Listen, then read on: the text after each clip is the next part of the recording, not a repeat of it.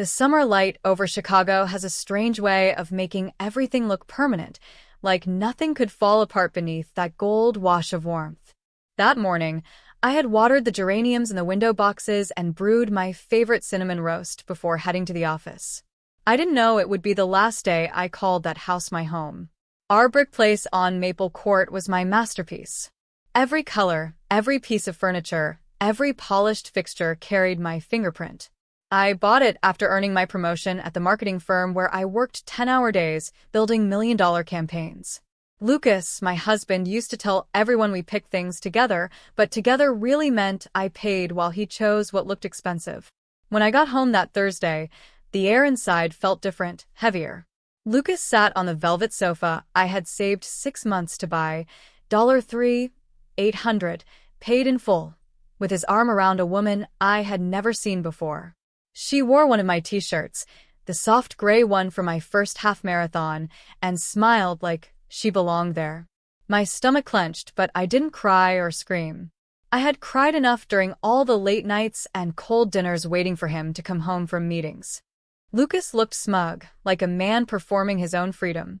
"You're early," he said, his tone thick with something that sounded like relief. Then, with an almost bored expression, "This is Serena."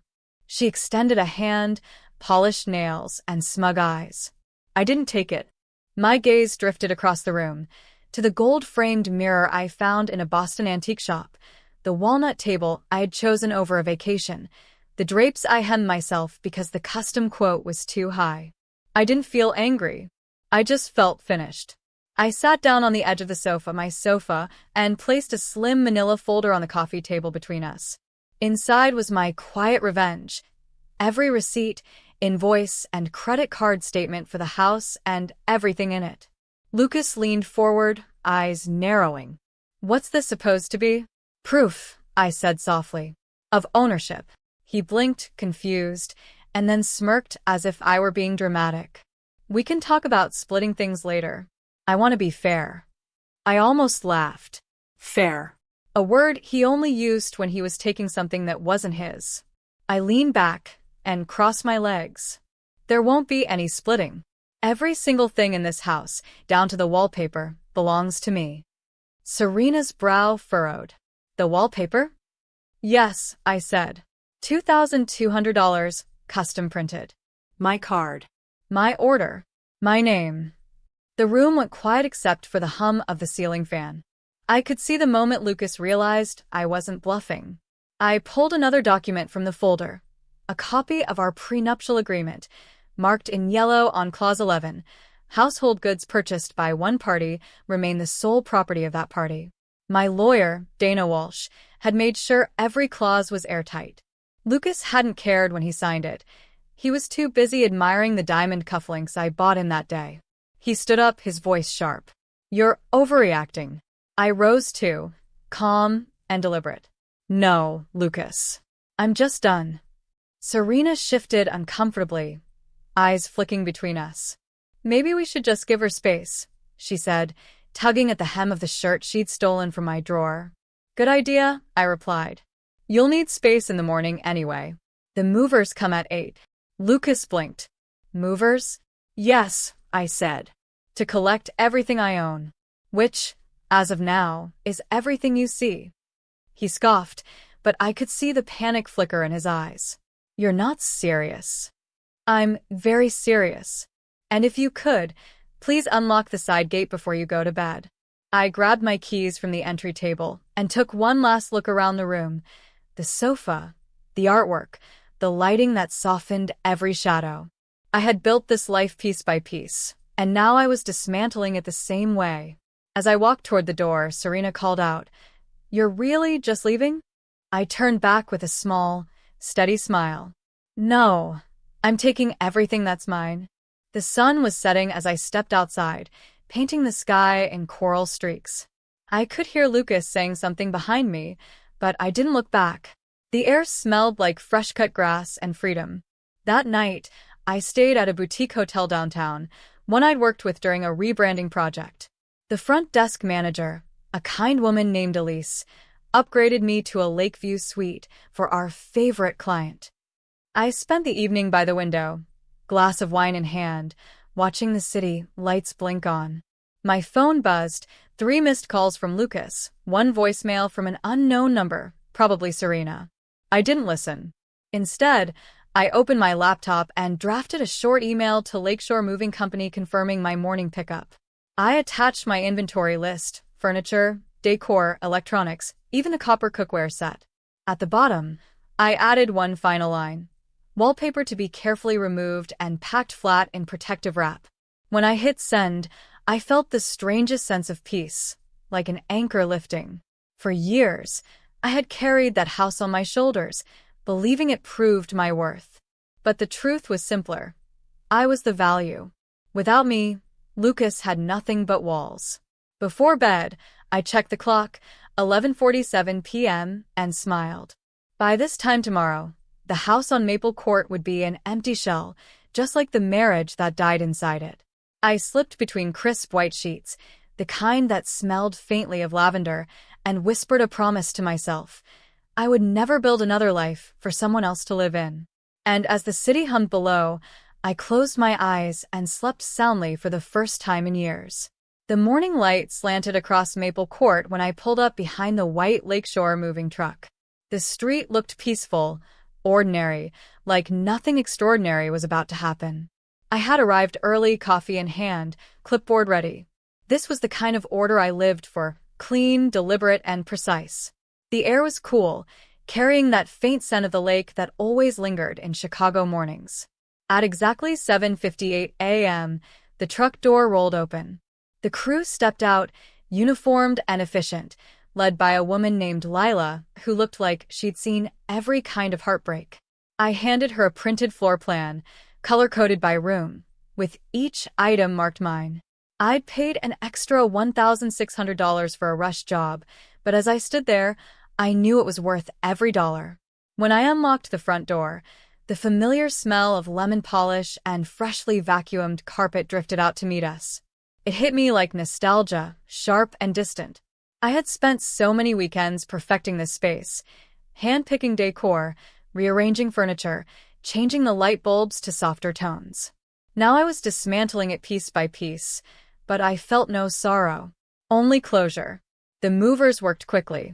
Within minutes, the velvet sofa, my first major purchase after my promotion, was wrapped in thick blankets and carried out the door. The walnut dining table followed, its glossy surface protected by layers of padding. The 6 dining chairs that Serena had once mocked for being too stiff were carefully stacked and secured. I couldn't help but smile when Lila tagged the last one handled with care. Around 9:30, the artwork came down. I removed the framed photograph of Lake Michigan I'd taken one crisp morning after a client meeting, and an oil painting from Santa Fe that had cost me a small fortune but brought me peace every time I saw it. I had proof of every purchase, receipts, confirmation emails, thank you notes from artists. My signature sat on every single one. Footsteps creaked from the stairs, and I turned to see Lucas standing there in wrinkled sweatpants, his hair uncombed, confusion painting his face. "What are you doing?" he demanded, though his tone lacked conviction. "Just reclaiming what's mine," I said simply. He rubbed a hand over his face, staring as 2 movers carried out the leather armchair he'd spent countless nights in, usually scrolling through his phone instead of talking to me. "You can't take everything," he muttered. "Actually," I said, pulling out the prenuptial agreement, "Clause 11 says otherwise." His eyes darkened. "You're unbelievable." "No," I said softly, "I just finally believe in myself." Serena wasn't there. Her overnight bag was gone, along with her perfume from the hall bathroom and her laugh that used to echo through the house like a taunt. Her absence left behind something almost sacred, quiet. By noon, the kitchen looked like a ghost of itself. My KitchenAid mixer, $4.20. Espresso machine, $1.50. Copper pans, $3.60. Even the handmade plates from Oregon were carefully packed, each stamped with my initials from the artist's kiln. I watched as Lila wiped the counters after her team cleared them, as if erasing the last traces of shared meals and forced conversations. Lucas followed me from room to room, helpless, like a man watching his own life dissolve in slow motion. "You can't just strip the house bare," he said, his voice cracking. "I'm not stripping it," I replied, keeping my tone level. "I'm restoring it to its original owner." When we reached the hallway, Lila pointed toward the wallpaper. "You want us to remove that too?" I nodded. The blue and cream pattern had cost $2,200. The contract stated removable without damage. I'd made sure of it. Lila and her team began peeling it off carefully, long sheets rolling down like silk ribbons.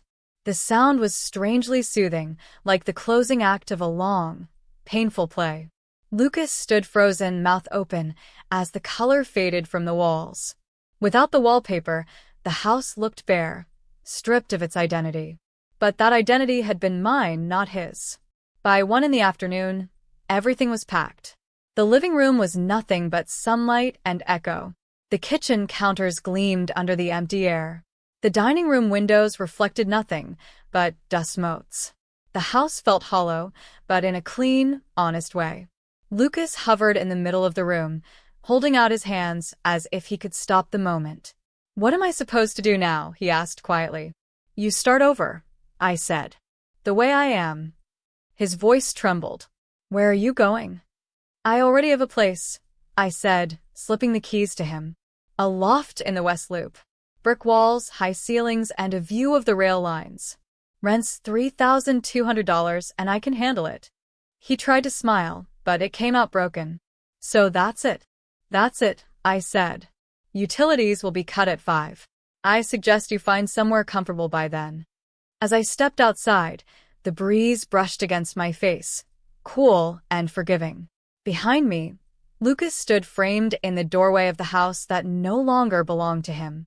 The movers closed the truck doors, the metallic clang marking the end of an era.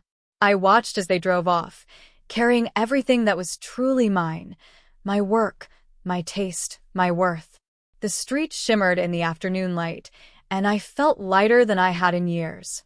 Before getting into my car, I looked back one last time at the brick house with its blank windows and silent halls. It looked smaller somehow, ordinary. I realized then that it had never been the house I loved.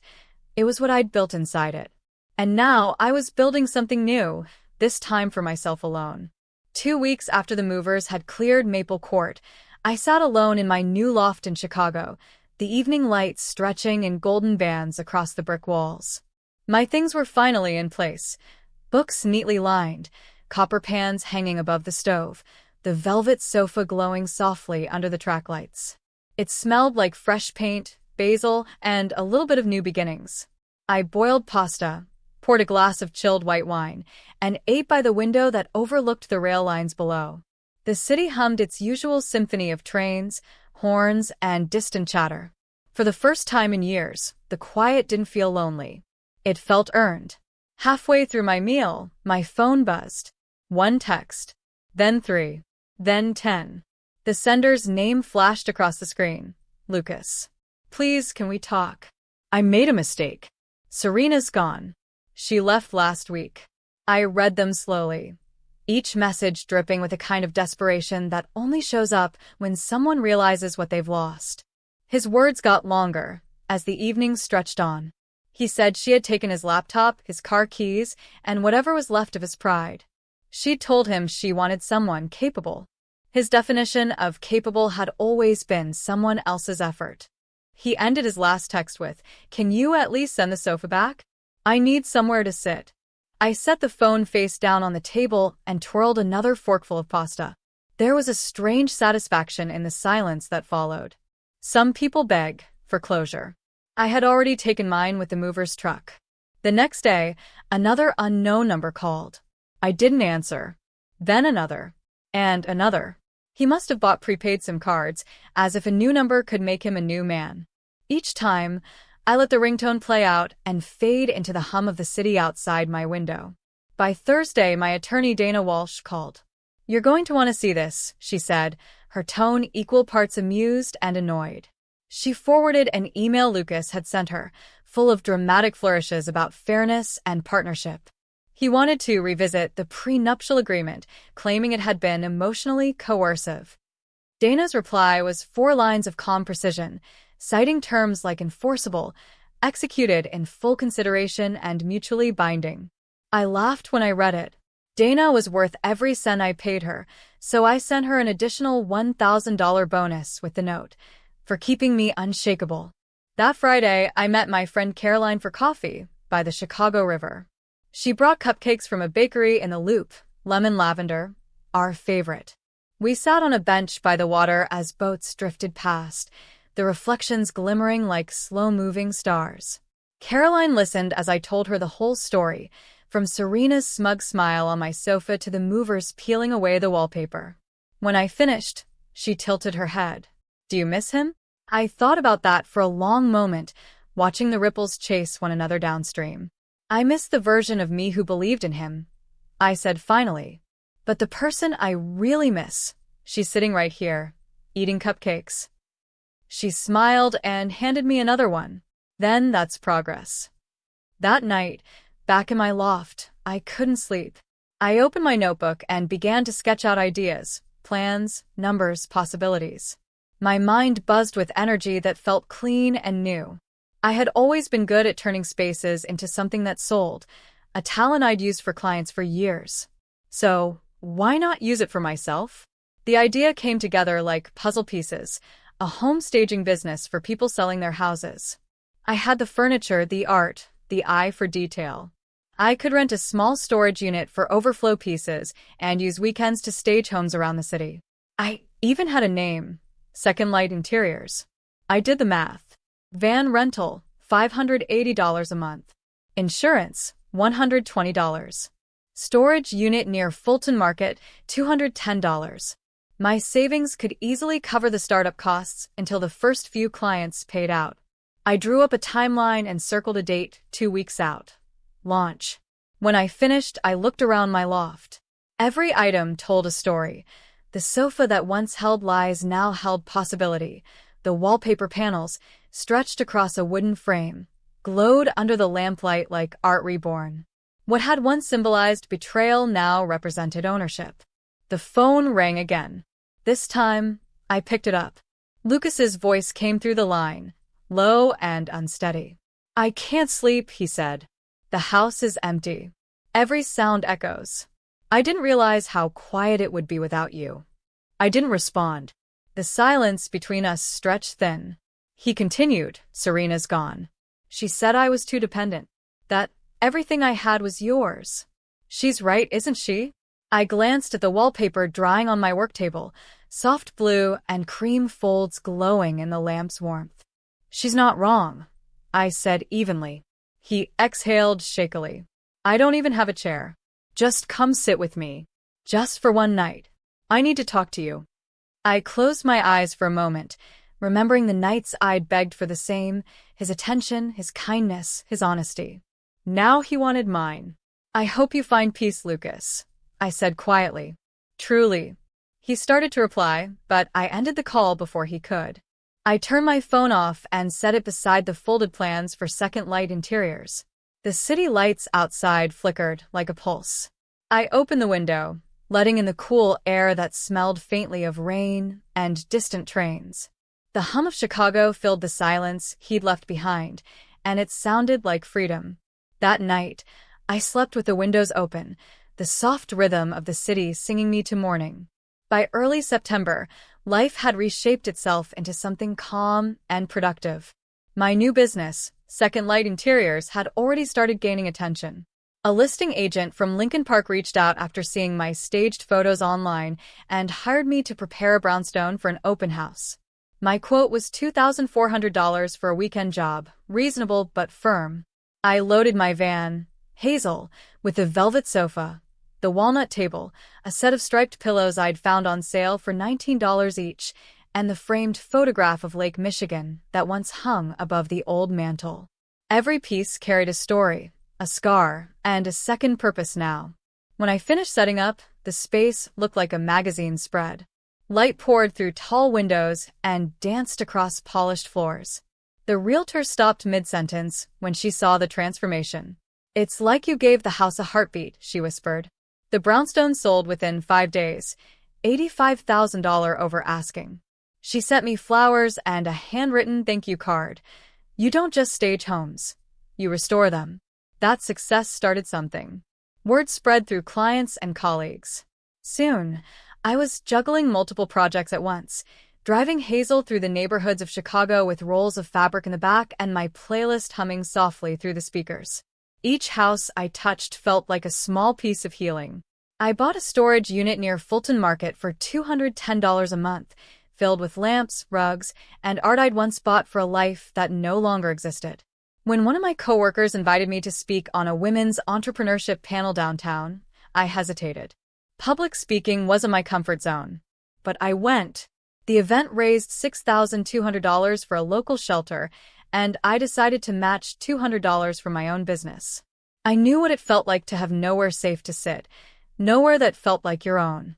My story resonated with others, how I took back everything that was mine and turned it into a new beginning.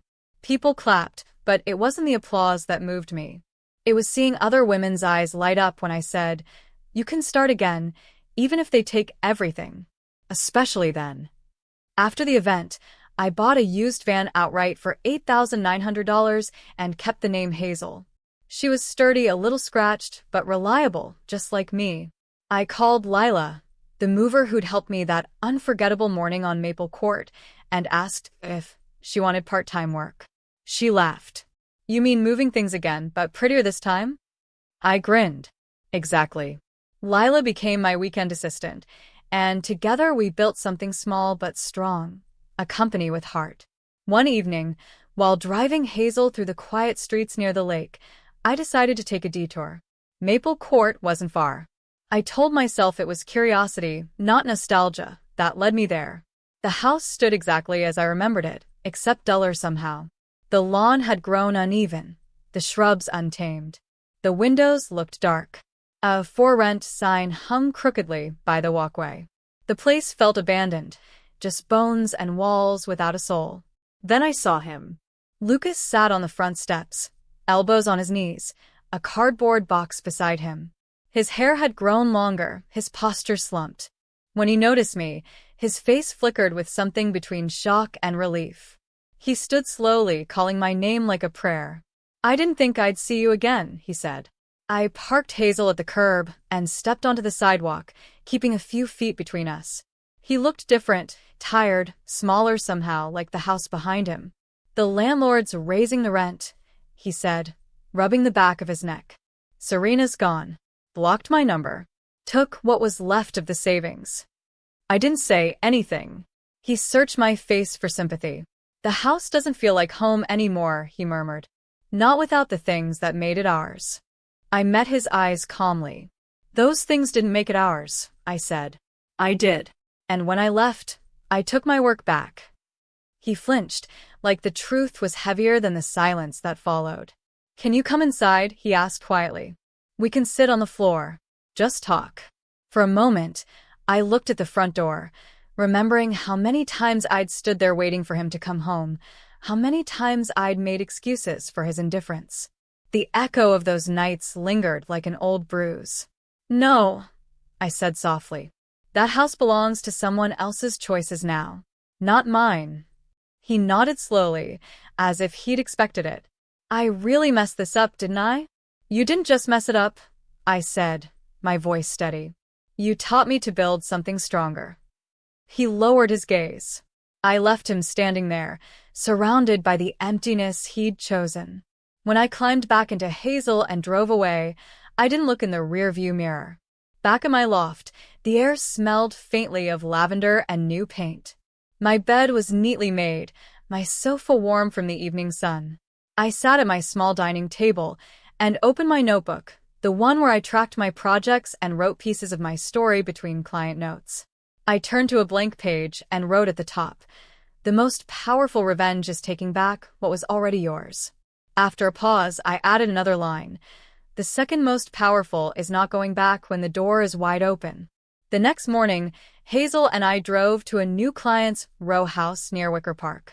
The woman who owned it wanted the hallway to feel like a river of light. I smiled at the poetic phrasing. It reminded me of my old wallpaper, the blue and cream one that once lined the walls of Maple Court. I brought the panels with me, rolled and preserved like memory. When I unrolled the first sheet and taped it gently to the wall, sunlight caught the pattern, rippling across the surface like water in motion.